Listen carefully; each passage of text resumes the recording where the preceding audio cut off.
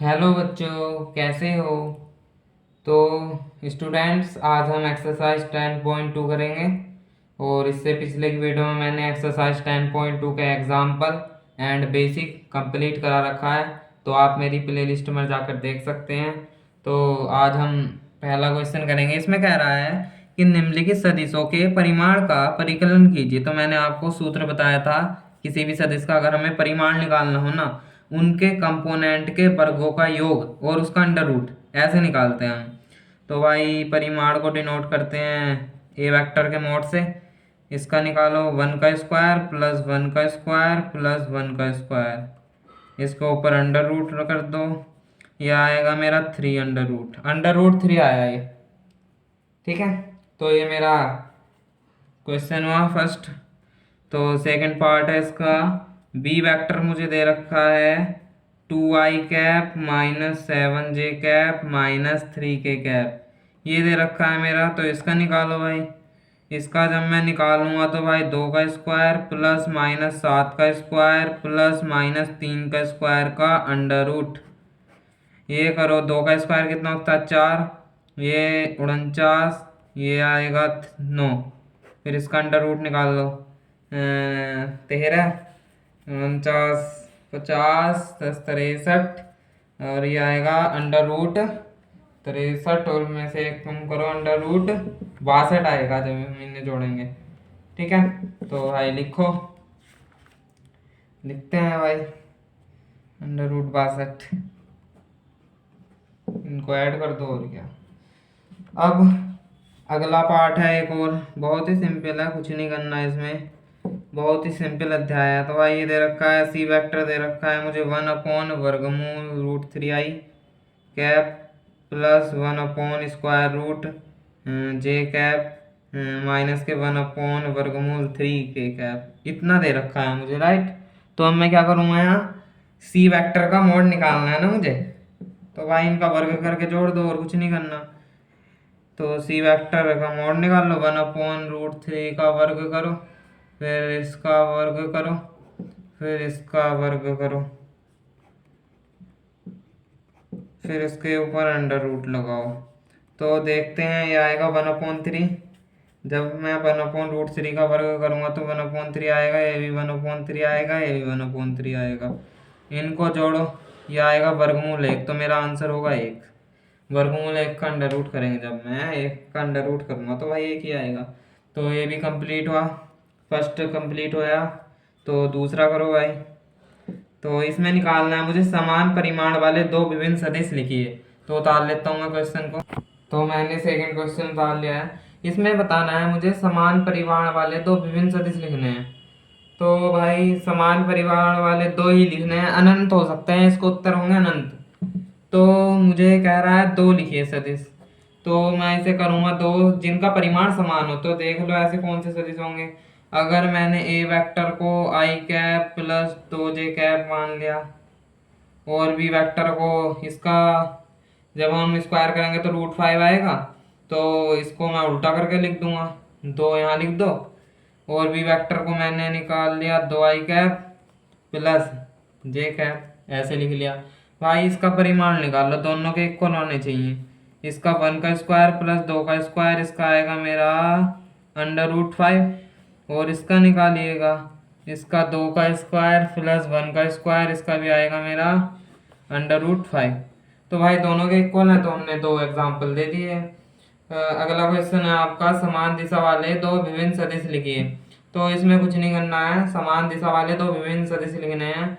तो बहुत सारे उत्तर होंगे इसके, दो दिखा देते हैं हम। ए वेक्टर लिख लिया भाई, ये लिख लिया 2i cap plus 3j cap plus 3k cap 4k cap, ये लिख लिया। चलो, और भी वेक्टर को लिख लिया मैंने, कुछ भी लिख सकते हैं, दिशा इनकी सेम होनी चाहिए बस।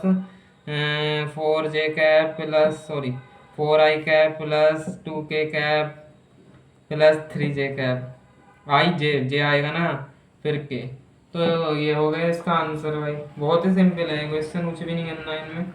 तो अब कितने क्वेश्चन हो गए हमारे, 3। अब चौथे क्वेश्चन की ओर चलते हैं। इसमें क्या करना है हमें, तो भाई उतारता हूँ मैं। तो ये मैंने चौथा क्वेश्चन उतार लिया है, आप देख सकते हो। चौथा और पांचवा दोनों क्वेश्चन उतारने हैं। पहले हम इसका सॉल्व देखेंगे। ये कह रहा है कि x और y के मान ज्ञात कीजिए ताकि सदिश 2i cap plus 3j cap और xi cap plus yj cap समान हो। भाई दो सदिश कब समान होते हैं? मैंने आपको एक कंडीशन बताई थी, दो सदिश तब समान होंगे जब उनके संगत अवयव समान होंगे। तो लिखते हैं दो सदिश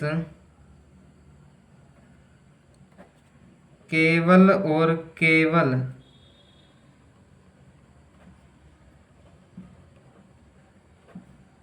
तभी समान होते हैं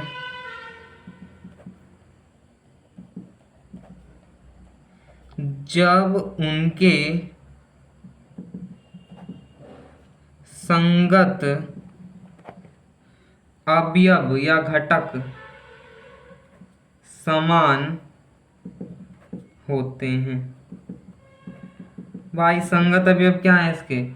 x और 2, y और 3, इन दोनों के i का कंपोनेंट इस वाले से जिसका i का कंपोनेंट इसके इक्वल होगा तो मैं कह सकता हूँ भाई x इक्वल 2 होगा और y इक्वल होगा 3।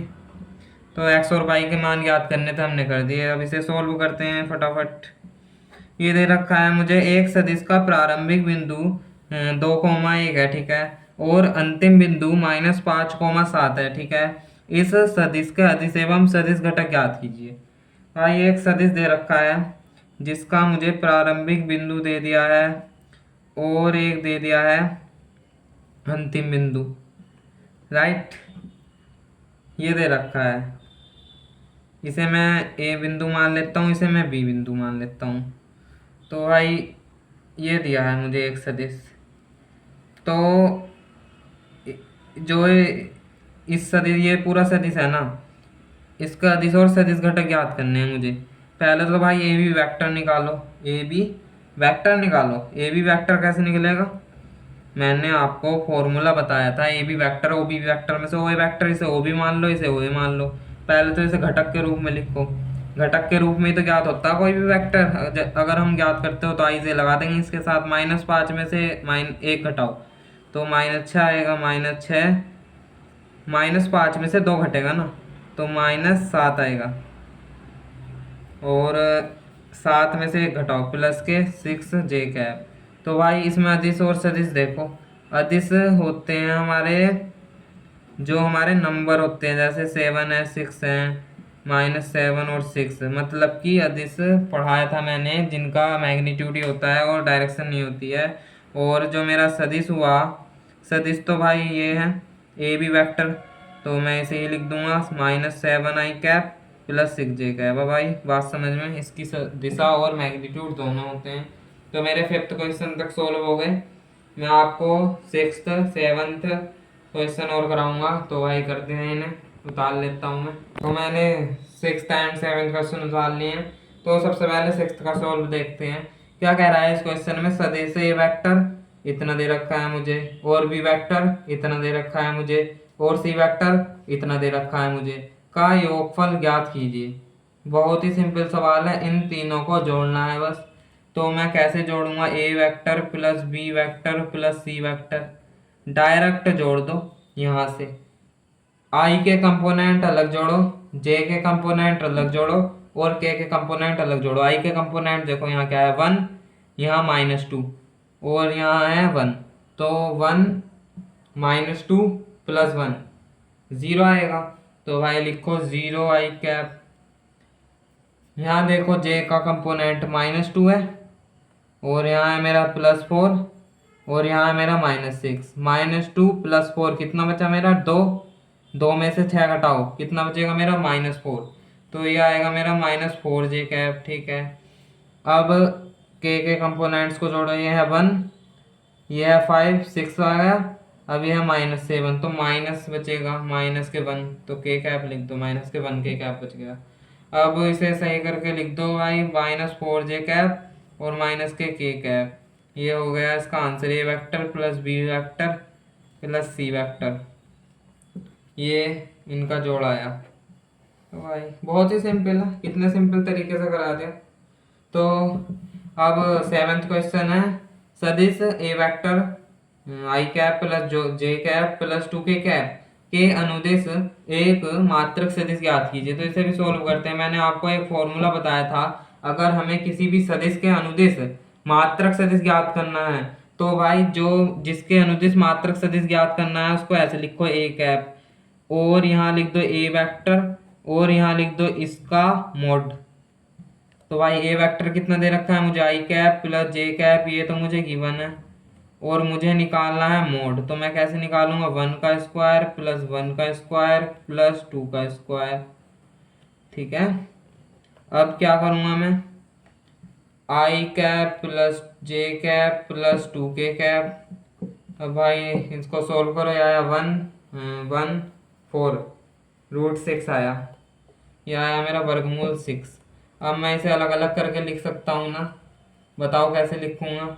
मैं इसे अलग अलग करके ऐसे लिख सकता हूँ, इन्हें अलग अलग एलसीएम दे दो, ऐसे लिख दो भाई, 2/वर्गमूल 6 तो 7th क्वेश्चन भी मेरा सॉल्व हुआ। तो आज हमने 7 क्वेश्चन सॉल्व करे हैं, और नेक्स्ट क्वेश्चन मैं कल को कराऊंगा, तो आप इन्हें देख लीजिएगा। और जहाँ वीडियो समझ में ना आए या फिर कोई भी दिक्कत हो तो भाई कमेंट कर देना, मैं उसका आंसर दे दूंगा नेक्स्ट वीडियो में। तो वैसे तो आपको सारा सब कुछ समझ में आ गया होगा, इतना बढ़िया पढ़ाता हूँ मैं। पूरे यूट्यूब पर चैलेंज है मेरा, ऐसा कोई पढ़ा दे तो भाई पढ़ाना छोड़ देंगे। एक्सपीरियंस है भाई बहुत ये पढ़ाने का। तो 12th मैंने भी करा है भाई, 99 10th में आए थे मेरे नंबर, 12th में आए हैं मैथमेटिक्स में। तो आपको भी लाने हैं 100 नंबर, 100 मार्क्स। तो भाई मेहनत करिएगा और वीडियो देखते रहिएगा, मेहनत करते रहिएगा, एनसीईआरटी फॉलो कीजिएगा, एनसीईआरटी बेस्ट है। तो वीडियो को एंड करते हैं, सब्सक्राइब कर दीजिए उस चैनल को।